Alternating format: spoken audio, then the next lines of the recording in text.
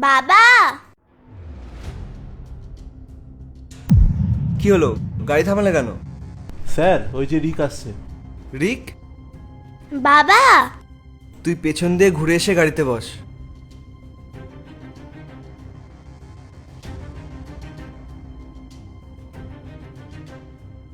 বাবা, হ্যাঁ বাবু, বল। আমার তোমার সাথে কিছু কথা আছে।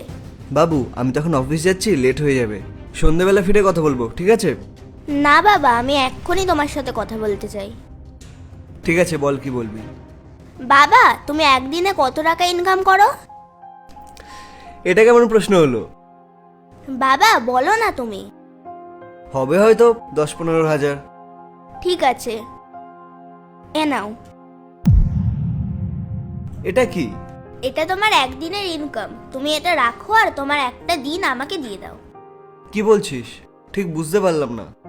বাবা, আমি অনেক দিন ধরে দেখছি তুমি আমাকে টাইমই দাও না, তুমি শুধু কাজ নিয়ে ব্যস্ত থাকো। কাল আমার বার্থডে, তো আমি চাই যে তুমি সারাদিন আমার সাথে থাকো। এখন তুমি যাও, তুমি সন্ধ্যাবেলা ফিরলে আমি তোমার সাথে কথা বলবো। ঠিক আছে।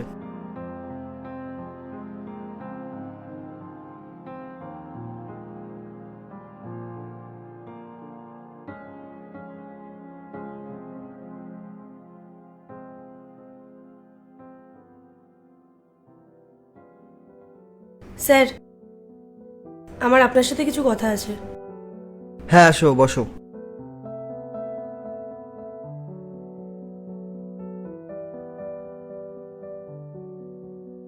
Thank you sir. স্যার, আমি বলছিলাম যে কাল থেকে দুদিন আমি অফিসে আসতে পারবো না। কেন, কি হয়েছে? বাড়িতে সব ঠিক আছে তো? কোনো প্রবলেম হয়নি তো? হ্যাঁ স্যার, সব ঠিক আছে, কিন্তু আমি সকালে যখন অফিসের জন্য বেরোচ্ছিলাম, আমার মেয়ে আমাকে বলল, আমার লাঞ্চটা দিয়ে দাও, লেট হয়ে যাচ্ছে আমার। মা, এনো তোমার একদিনের স্যালারি। এটা তুই কি বলছিস? আরে টাকা তুই কোথায় পেলি? মা, তুমি সারাদিন বাড়ির বাইরে থাকো, তারপর বাড়ি এসে ক্লান্ত হয়ে শুয়ে পড়ো। তুমি কখনো আমাদের সাথে একটু সময় কাটাও না। এই জন্য তোমাকে আমি একদিনের স্যালারি দিচ্ছি, যাতে তুমি তোমার একদিন আমাকে দিয়ে দাও।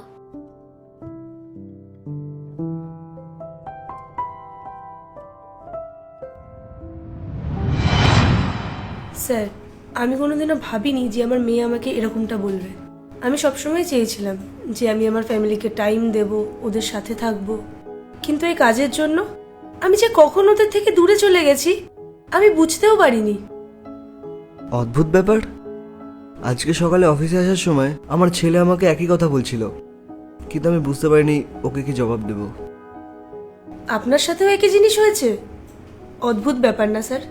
যাদের জন্য আমরা দিন রাত পরিশ্রম করি তাদেরকেই আমরা সময় দিতে পারি না। আসলে ওরা এই বাড়ি, গাড়ি, টাকা পয়সা এসব কিছুই চায় না, চায় শুধু আমাদের সঙ্গ, যেটা আমরা ওদেরকে দিতে পারি না। কিন্তু এখন আমি বুঝতে পেরে গেছি যে আমার কত বড় ভুল হয়ে গেছে। যতটা আমাদের কাজ ইম্পর্টেন্ট, ততটা তো আমাদের ফ্যামিলিও ইম্পর্টেন্ট। আমাদেরকে তো দুটোকেই ম্যানেজ করে চলা উচিত, তাহলে আমাদের ফ্যামিলিও খুশি থাকবে আর আমরাও। ঠিকই বলেছ। ঠিক আছে, তোমার যতদিন ছুটি লাগবে তুমি নিতে পারো। Thank you so much sir. আসছি।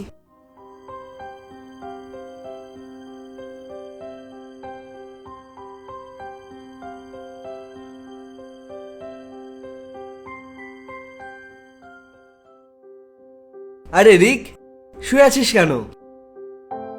আর কি করব বাবা? আরে কাল এত স্পেশাল একটা দিন, তোর বার্থডে বলে কথা। কিভাবে সেলিব্রেট করব প্ল্যান করতে হবে তো।